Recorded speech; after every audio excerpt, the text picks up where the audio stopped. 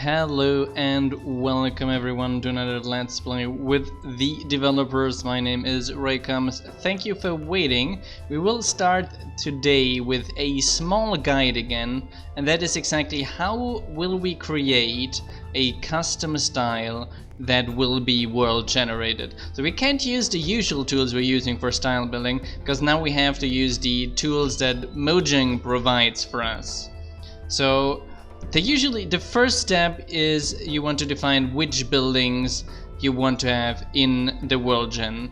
So by default, if you want to do that such that it is integrated into the Minecolonies mod, you probably want to use the default template we have, and that is you have a town hall level 1, citizen hut 1 and 2, as builders hut level 1 and 2. Then we have, what is this here? A restaurant. Is it a restaurant? I'm not even sure which building this is. Add me. Restaurant, that was correct. A restaurant, level 1 and 2 forester, a courier level 1, a tavern level 1, a farm level 1, guard tower 1 and 2, maybe alternative guard towers, same applies to alternative citizens, a mine level 1, and a warehouse level 1. So what you want to do is then you pick a style, and we start by pasting in a town hall. Let's go over here and choose a town hall for us to paste in here. So we go here to town hall, and then we choose a style. Let us see. We could do something, let's do Nordic, okay? We do a Nordic style. So go over here, and we want to paste this in. That should be fine. Align it maybe a little bit over here, and you paste it in with that left button to look exactly like this. Now the second step is, now we have to use this vanilla structure blocks, which you either get if you have it already in the world, or you just do give add a player, and then it's the Minecraft structure block. And you want to put that at each corner. So as you can see, the corners are excluding, so the corner is then starting from the outlining. Now the town hall is relatively important because it functions a little bit lower, because we have to have that on the ground level. So where we want to have that special block would be exactly this position here, placing a structure block here so that this base layer is gone. That is only important in the town hall and not in the other buildings. And then we want to have another one in the opposite corner of the building. So let's go up here. Here. Okay. The next second we have a naming convention on that. So we can go to the town hall and check that out and copy that over and come over here then. So the first thing is you're going to do is the one on the upper hand. You're going to paste it in, and you're going to name it then, this is Minecolonies Nordic, not Nordic, Nordic Town Hall, and you will set that here on corner. Copy that again, here, done. Then we go to the opposite side of this, right click again, paste it in, and here on save, click done again so it saves, click detect, and it is detected. So the second thing we have to do is, now Mojang doesn't know how the solid placeholder works, so we have to get rid of the solid placeholder blocks. We did this, and we can then just replace all the solid placeholders with dirt by default over here. There we go. Now if we by chance want to have some areas which we might integrate with Mojang a little better, we can use structure void blocks. But again, we do that as for her with a give command, give player structure void, and it did put that somewhere here, structure void.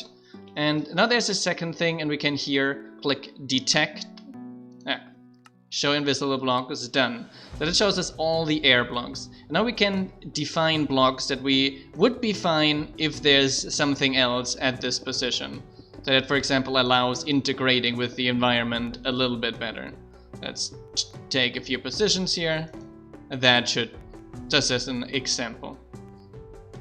When we do that for different buildings, let's do that as well for the citizen hut quickly. Over here, we pick the citizen hut of the same style. We go over here, we set it up one in air, align it here a little bit. Citizen hut Nordic, level 1 pasting in. And citizen hut Nordic 2 pasting in as well. Here we go, level 2, paste it in. Then we can do quickly here, one in the left corner each as we said, oopsie, and one on the opposite corner. We go up again, too slow. That one is a tall one, isn't it? Okay. And the second one over here. And we can go downwards. And the same thing over here. Now let's try that a little bit better. So we go outside like this. I think that should be more or less here. Gotta go a little bit higher here. And then again we do the same thing. So instead of Nordic Town Hall, that is now Nordic Citizen 1 corner. And that is then Nordic Citizen 2 corner. Did I derp that one up here? No. And we do the other one, same thing here. Nordic Citizen 1. Safe as previously. Detect. And we can already check. Yep, that one is the correct outlining. And we do the other thing here as well. Nordic Citizen 2. Save. And detect. Now since we have two buildings, we can also just do the replace of the solid blocks straight away like this. So we replace all the solid placeholders with dirt. And done. Now that is the first thing you want to do. On top of them, you will want to set up a few roads as well. So you will want to take the same thing as we have in initial styles. You want to have a field, then a junction, a corner, a large junction, and a straight road.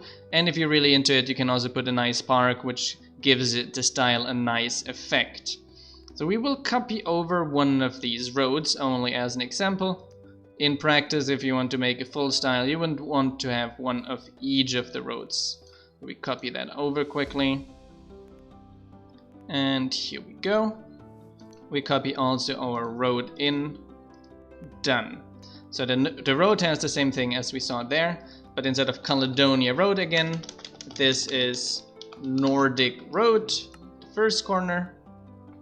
And here, oops, I'm sorry. And the Nordic Road, the second corner, done. Now you can see that there is a special type of block now in here, which is this here. This is a jigsaw block. So basically these blocks will connect to other blocks of the same type. For example, that road here could just connect over and over again by connecting this block here to this block here. And for that connection to happen, they need a few information. So let's go into it. So Minecolonies any means that this name of this block here we call Minecolonies any, and the target means that in the position next to it could come any block that has the name Minecolonies any as well. And we have a target pool, which is then the Minecolonies Nordic main pool. Okay, so we copy the Nordic main pool onto each of these sites. Done. And that block is ready. Now we have to do the same thing with the town hall. The town hall traditionally will have four ways. So let's put one connector over here. Put another connector maybe just right here in the middle. Another connector put around here. And then another connector just right in front of it. There we go. And four, one on each side. And we want to do the same thing with the citizen hut.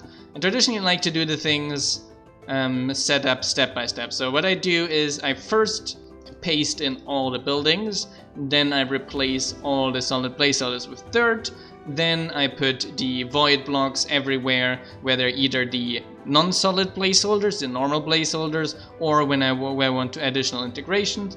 Then I place the jigsaw blocks at the respective positions, and then I start filling in the jigsaw blocks. So step by step, and we set up the target pool correctly everywhere. This is always the right target pool. Over here,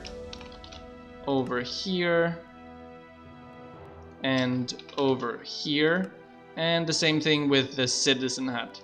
Now, if you have a building that is small like the citizen hut, that has only one entry path, you will have only one jigsaw block. If you have a building like, for example, let's take a look here. That is the forester, and that apparently has multiple exits, so we can also have multiple jigsaw blocks where other buildings could connect.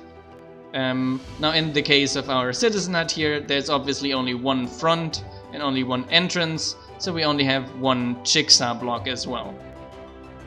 And did we already fill in? Yep, the target pool. Now that is where it gets a little bit different. You remember that we had here target any and name any? Now the things will be a little bit different. For example, we never want the town hall to appear 2 times in a colony, and it's actually, so the name of this is going to be empty. What does this mean? No one can target the colony. Meanwhile, from the colony we will target any. So we do that for each of the targets of the town hall. Reset the name, reset the name, set the target, and the third one, reset the name and set the target. Now at the citizen hut, it's actually the opposite from the town hall. So that means the name is any, so this means that anything that searches for something that is called Minecolonies any will come. So the road could connect here, or the town hall could connect here, but we only want that here to be the output, not an input. So the target name is empty. If we remember at the forester over there, we had 3, so it would be similar to the road, both would be any then. There is one small exception, and that is the farm. Let's get a farm really quick, and I will show you what I mean. So let's actually just check out the farm over here. That's a little bit easier. Where do we have it? Here. So the farm will have one entrance, which has the name any and will not connect to anything, and will have other, which are going to be farms. So what is this? So each of these here could become a field the following way. The name is the farm, so only something searching for a farm could connect here, and the target name is field, so only a field could go here. And that is at each of these. And then we can check out the field, which is then exactly the inverse of the farm over here. So that means it is called a field, so only something searching for a field can get a field. And the target name is the farm, so that only a farm can get there to the other side. That field you can ignore entirely. And after you've done that for the entire style, you can fly through it, click the save button, and that's basically the main part on that side. I will make a second video where we'll then describe how you will create a data pack using these scans we've created today. That said, let's go to the main part of the stream. I'm already going to say quickly that I hope you enjoyed this quick little guide. If you want to support us on Patreon, consider signing up. It helps us a lot and is our main source of funding. We don't make really any money. We're not paid by Mojang or anything. Unfortunately, that is.